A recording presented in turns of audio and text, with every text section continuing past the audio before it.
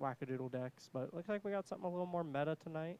Yeah, Andrew seems to be playing something patterned after my own heart. Boros, Prowes. I see a Manamorphose, and yeah, looks like we're going to get a look at his hand. He's got a Bedlam Reveler in there. Is that a Soul Scar Mage? Soul Scar. I think that's Lava a Gut Spike? Shot down towards the left. Or down Oh. towards the bottom. I see what he's doing. I like it. Hello, Yukigo. And he's getting Inquisition, so there's a piece of this that's going to come out. I think I like taking the Metamorphose. Metamorphose is just such insanely powerful card. It's And particularly when good. he's going to get additional value out of the card from Soul Scar Mage and his Prowess guys. So that represents both damage card selection and then mana fixing for him.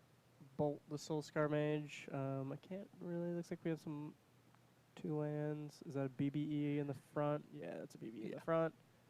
And maybe that might be a Tarmogoyf on the left side. I can't quite tell. I see a Crash Through. Some other spicy stuff in there. Like it. I like it. Foiled Jund, exactly. Mr. Michael Farrell's deck is very pretty. He is known as the Jund guy in the Cincinnati area. He's, in fact, the only person in the entire country who top 8 at regionals or Star City games with Jund. He's it. He's the one guy. Is he really? Yeah. Yeah. And that is why he's actually just straight up known as the Jund guy. He plays this deck a lot, and he knows the deck. What can you say? So, Andrew, I think he got in there with a Lava Spike and a Gut Shot with his Taylor Swift Spear, so he's trying to maximize his value. Wait, so Robert is currently logged into his account, and we are also logged into Robert's account here. So this is kind of interesting. Well, you know, the Rob Meadows brand is what we love to represent here at Top Deck. Multiple personality disorder of Rob Meadows, so... the Boros seems fun to play. Yeah, I think it's basically just Boros burn with like some more interactive elements and maybe can combo off a little bit almost. So Bob is not exactly what we want to be playing against a aggro deck. We have Fatal Push in hand though, so we're not too scared of this Swift Spear. However, this take us down to 9, so we definitely don't want to see a BBE off of this Bob, which feels likely. Fatal Push, Swift Spear. How many spells is Andrew up to in the graveyard? We have 6, so this Bedlam Reveler is a 2-mana Bedlam Reveler. He's got a Bolt in his hand for a card. We have 4, because there's a Soul Scar Mage and a Monastery Swift Spear in there as well. Okay, so if he top decks a land and bolts on end step here against Farrell, he could roll that out next turn. Rooting for the guy on the right because his giant D20 is green. No other reason. I'm a fickle specimen. Fair. Completely fair. All right, and we got Bloodbraid Elf. Bloodbraid Elf. Hopefully, we'd like to see this hit. Ooh, Colgan's Command. K-Command is pretty good too. It's although we're gonna basically just fuel this Bedlam Reveler by doing that, but I think this is fine. We're gonna take him down to 10. We're not in any immediate danger. So I didn't see what Andrew picked up there with his draw. Picked up a Gut Shot. Well, that's relevant because he could Gut Shot Bob and then play the Bedlam Liver, I don't think you want to gut. I don't even think I want to Gut Shot Bob. I think I just want to let it play out and let him die to his own Bob slowly. Like, get some card advantage, but I think playing the Bedlam Reveler is enough value. He drew a second Bedlam Reveler and a Manamorphose, so he is cooking with gas right now. And Mr. Michael Farrell has a Tarmogoyf and a Swamp in hand, it looks like. So we're going to attack for 3. Maybe it's not a Swamp. Maybe it's something else if we're attacking for 3. So obviously Andrew's thinking trap here. Yeah, this definitely feels like a trap if I'm Andrew. Like 3-2, swinging into a 3-4. All right, yep. There's the trap. Okay. Liliana tick up, kill the Bedlam Reveler. This Liliana is going to get us a lot of value. We can tick down next turn to get a Bloodbraid Elf back. Or maybe if we hit a Scavenging Ooze off of it, I would definitely value taking that over the Bloodbraid right now. So Andrew's got to hope for something good off this second Bedlam Reveler he's going to cast. Well, we have a Manamorphose in hand, so we could draw something good off that too. So let's see, make red likely, and we hit a land. That's not exactly what we want. All right, free Bedlam Reveler, basically. Take a look. Spells should be spewed. They should be thrown at great distances for the Majestic thing too. There we go. So we got to light up the stage, and a Monastery Swift Spear, and looks like a Fork Bolt. Okay, so we can kill this Yeah, Liliana right here, if and I he definitely want to. if he goes for it, yeah, which it looks like he's going to. Oh well, Fork Bolt's a sorcery. He's got to make that decision now. I think he's just going face. Okay, he's gonna light up the stage. Get a, what is that? Oh, is that the enchantment? Whenever you cast a Yeah, that's spell? Myth Realized. Yeah, Myth Realized. Yeah, that's it. I couldn't remember what it was called.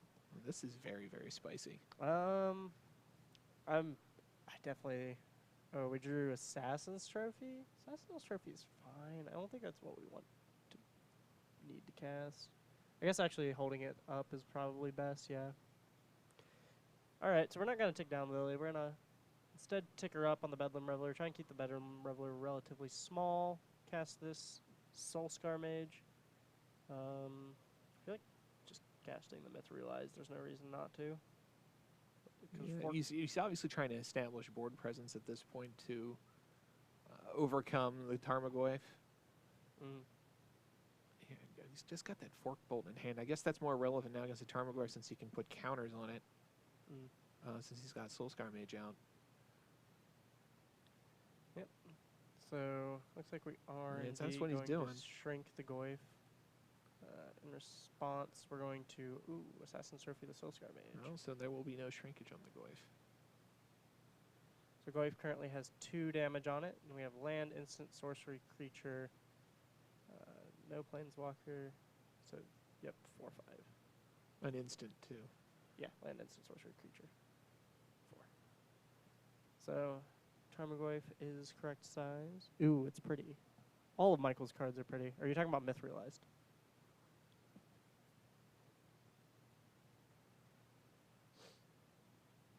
Bunny the Monster Slayer. I'll have you know, Luke, that Bunny the Monster Slayer is my lovely wife. Myth Realized. So that's why she is looking at the art. Oh. She's an artist by trade.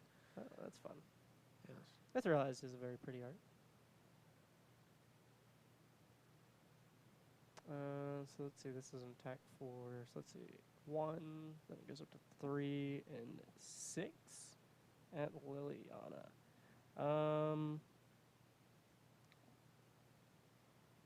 I think so we can block 1, and Lily's going to go to 3. I guess it's important to note that if he decides to block the Bedlam Reveler, he's gonna lose his Tarmogoyf. He's not gonna trade. Yeah, I think I'm gonna block the Swift Spear definitely, just to get the trade and keep value going, and then I'd want to tick down on the Lily next turn to get back a.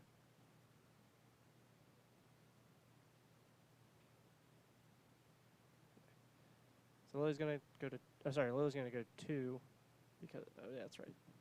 So.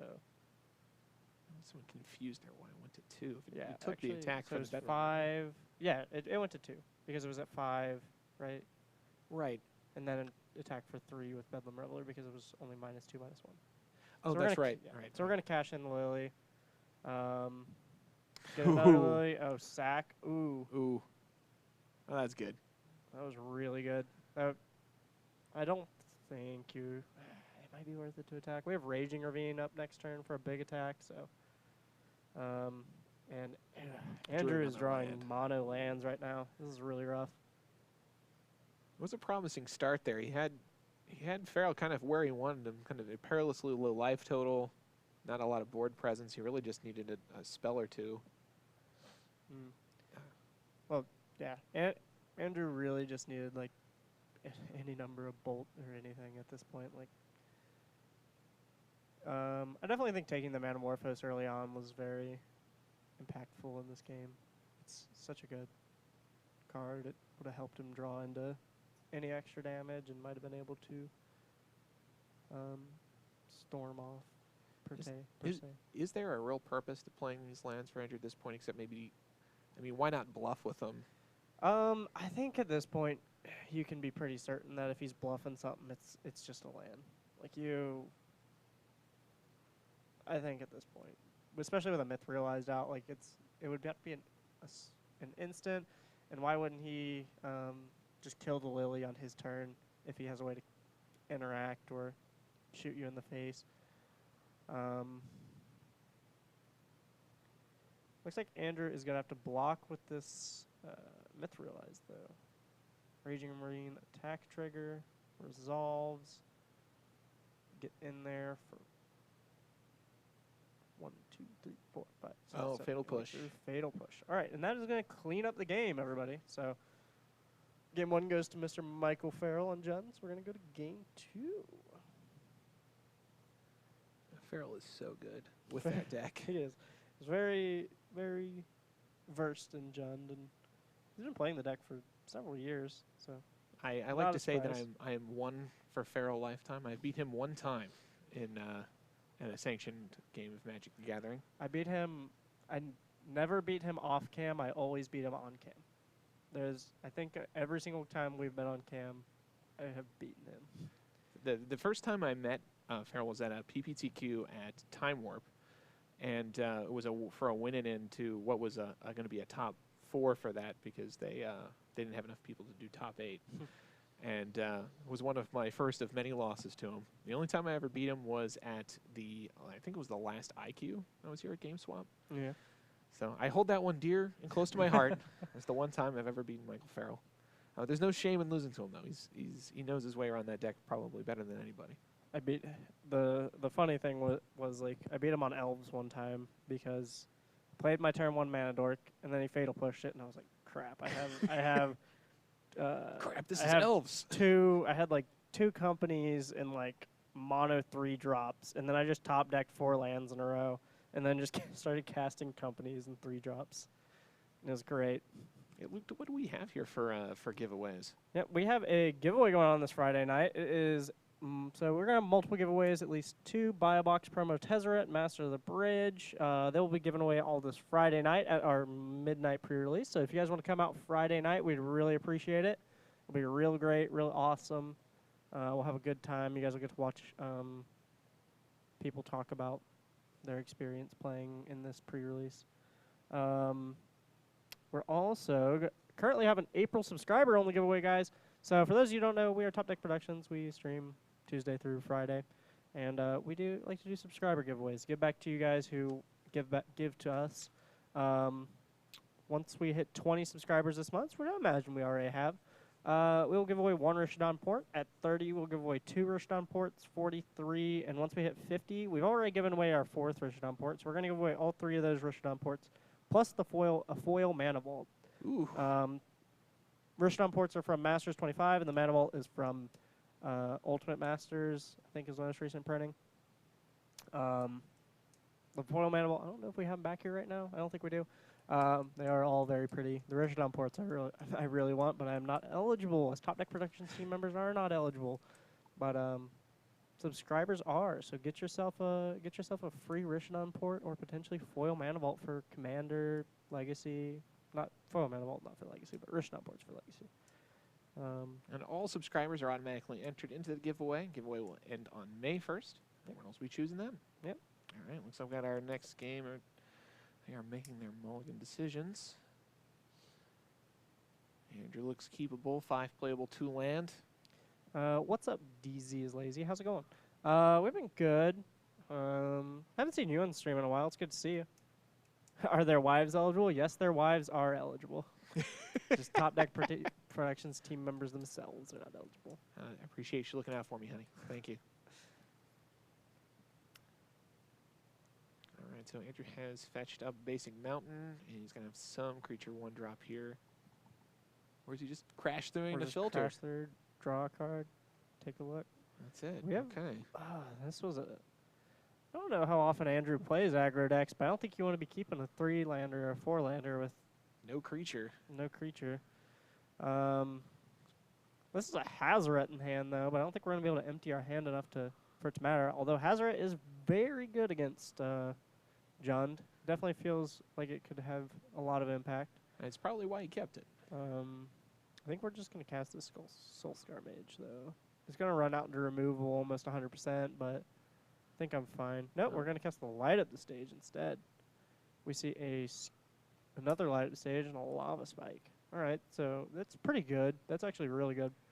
Yeah, 'Cause those we cards are can- protected from any hand destruction that Farrell might roll out here as well. So What was the first card Andrew played? The first card Andrew played was a Crash Through, then he just played a light up the stage. So, Crash Through is creatures you control gain trample until end of turn, and then draw a card. So here's the Inquisition. Inquisition, take a look. Just went ahead and just throws bin the Soulscar Mage. because that's the only thing that this hand can take. And now, Michael's actually in a pretty good place, especially if he has a Liliana of the Veil in hand. I don't imagine he does, because that is typically one of the things that you cut against aggro decks, because they're wanting to empty their hand anyway. I would imagine he cut his Thoughtseize as well. I didn't notice that the swamp that Farrell has is actually a Guru Swamp, and I've never seen the Guru Swamp art, and it's actually pretty sick looking. All of those are gorgeous. That's true. It's my favorite part of Connor's Tron deck is this Guru Forests. Yeah, I knew he had a Guru Forest, and I don't think I knew he had a Guru Swamp. I So didn't know he we've had got all the the Lava Guru Spike so he can set up the light up the stage. So we're going to see 2 more cards in the exile for Andrew. And Bedlam Reveler and Wooded Foothills. We played land for this turn, so I think we played land. Yeah, we played land. So Wooded Foothills is not going to do us anything this turn. However, it will be nice next turn. Yeah, he's got 4 spells, so he'll be able to cast that Bedlam Reveler successfully. I don't think we want to, though. We have Bedlam Reveler in hand, and we have a Hazoret, and I don't like discarding this Hazoret. And the bigger, I mean, he's got to make a choice on if he wants those to go to exile or not then. All right, so That's- we're going to tick up. Yeah, now with Liliana, I definitely... All right, he is going to play that, so now I think I like just casting the Bedlam Reveler out of exile. Yeah, if we we can blockade more cards in his hand protected from Liliana. yeah, because You can't play Hazard while that's out there. yeah, that's the big thing. Is you can't play Hazoret with Liliana out. It's just gonna die. Andrew disagrees. And he's going to lose access to Bedlam Reveler if he doesn't cast it now, which is going to factor into decision making. He might be thinking that he can discard enough cards to, I think, so potentially the way he does this is he Crash Throughs here, maybe draws a burn spell, Metamorphosis is fine, and then we discard something on Michael's turn, play our burn spell here, which, is that a light up the stage, or is that Skewer the Critics? I'm Yeah, so Skewer bad the at Critics. That's Skewer. So we play the Skewer. We have 2 floating, so Skewer is going to cost 3. We have not dealt damage this turn. Put Lily to 1. Pass the turn. Now this It's interesting Now because this- he's got to make a decision on if he wants to put Hazard in range to be able to come out and attack right away. Because so that's just going to exile. if he ticks Lily up, then that's going to put Andrew in a position where he can just come in and attack with Hazard right off the bat. Yeah. And Jun does not have very good ways of dealing with an indestructible hasty person. Their ways are Liliana, and it's currently out. But I think we may have to just tick up, yeah. So we're going to tick up, discard a Fatal Push. Very bad against Hazoret, very bad against Bedlam Reveler. And we're going to shock. Ooh, I'm trying to see Ish, what kinda. Farrell has in his hand. I don't know. I see a surgical. I see. I'm not sure what else. I see surgical at least. Yeah, I think Farrell thought that Andrew might be on some sort of red-white phoenix or something, but that is not what this deck is. We're gonna light at the stage. Yeah, unfortunately for Andrew, he drew that, Yeah. which is he has to unload it. Cast a Soul Scar Mage and hope it lives. Soul Scar Mage, good sack fodder for this. So it's going to get Coleon's Okay. commanded. Ooh. Now this is just going to empty his hand because we're going to have to discard Hazoret. He's going to take up Liliana, and I think it's safe to say Farrell has basically sealed the game from here. All because he drew light up the stage instead of a land. We're going to get this Raging Ravine going, hit you for 4, put him to 11, pass the turn. It's doubtful that he's got any kind of relevant removal for that either. And your draw steps. Surgical something. I think Bedlam Reveler? Bedlam Reveler. I definitely think that's reasonable. Yeah, you Cards don't want him to reload his hand at this point. Yeah. This is a very important part of Surgical, in my opinion, is knowing when to use it, and you almost always want to be casting it in their draw step in case they draw that card, everybody. Looks like Farrell knows Andrew's deck well enough that he didn't feel like he had to go through it. Yeah, that was kind of, you do get to see your opponent's deck. But I don't think Farrell cares. I think Farrell just wants to get this game over with. Right, he sees he's got it.